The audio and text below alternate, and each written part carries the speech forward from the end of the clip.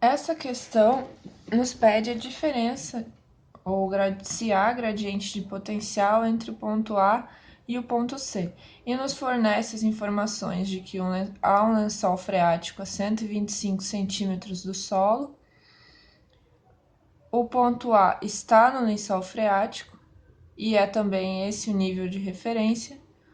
O ponto B está a 150 centímetros do solo. O ponto C está a 180 centímetros do solo. A planta tem raízes que vão até 50 centímetros de profundidade. E, portanto, temos que calcular a diferença de potencial entre esses dois pontos. O potencial matricial, a princípio nós olharíamos assim e pensaríamos que não há potencial matricial porque não há uma lâmina d'água aqui no solo. Esse solo não está saturado, então deveria haver um potencial matricial. Só que os pontos que nós queremos saber estão abaixo de uma lâmina d'água.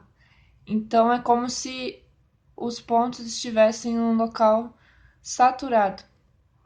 Esse potencial matricial, portanto, vai ser zero para os 3 pontos, porque eles estão abaixo do lençol freático e eles estão saturados. O potencial de pressão se refere à pressão exercida pela lâmina d'água em determinado ponto. No caso, o ponto A está na lâmina d'água, na altura da lâmina d'água. Não há mais nenhuma lâmina d'água acima desse ponto A exercendo pressão sobre ele.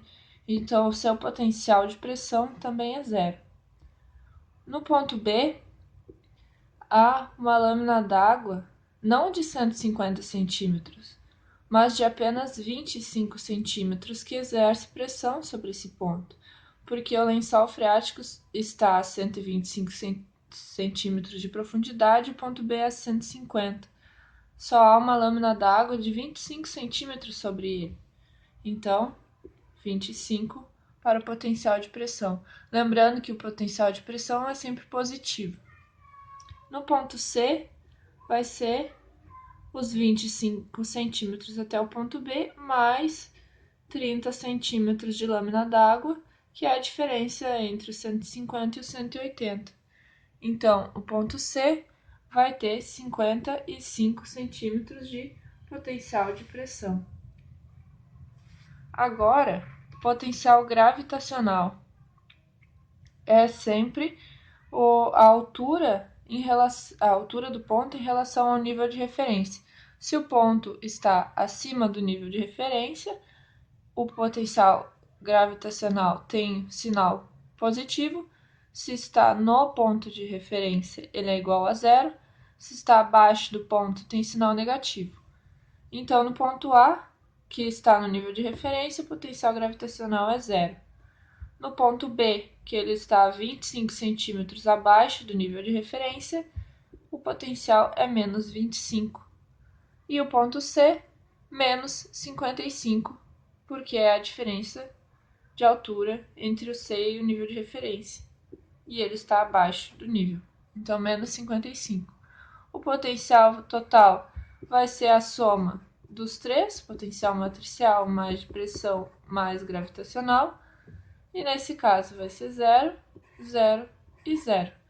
Portanto, não há gradiente de potencial, não há diferença de potencial, né? Gradiente de potencial entre os pontos A e C. Também é perguntado se seria possível semear soja nessa área, sabendo que 90% das raízes estão a 50 centímetros do solo e que, quando saturado depois de uma chuva, o nível de rebaixamento do lençol freático, ou seja, o rebaixamento do lençol freático, quando chove, ele sobe o lençol freático porque enche de água. Depois de uma chuva, ele vai voltando até a marca dos 125 centímetros.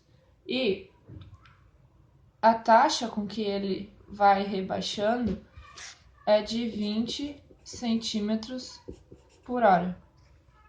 Para a água baixar do solo depois de 50 centímetros, 20 centímetros demora 1 hora. A água avança 20 centímetros do solo em direção ao lençol freático em 1 hora. Quanto tempo a água leva para sair de 50 centímetros, para passar de 50 centímetros de profundidade? Essa conta dá 2 horas e meia, ou seja, 2 horas e 30 minutos.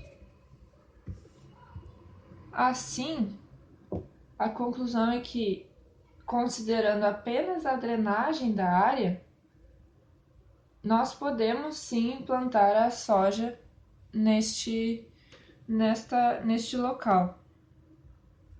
A água que chega da chuva, a soja é uma planta que não precisa de um ambiente saturado, ela precisa de um local até bem drenado. Então, em 2 horas e meia, a água já desceu, já não tá, a camada das raízes já não tá saturada, já não tá mais saturada. Então, seria possível sim plantar soja nessa área.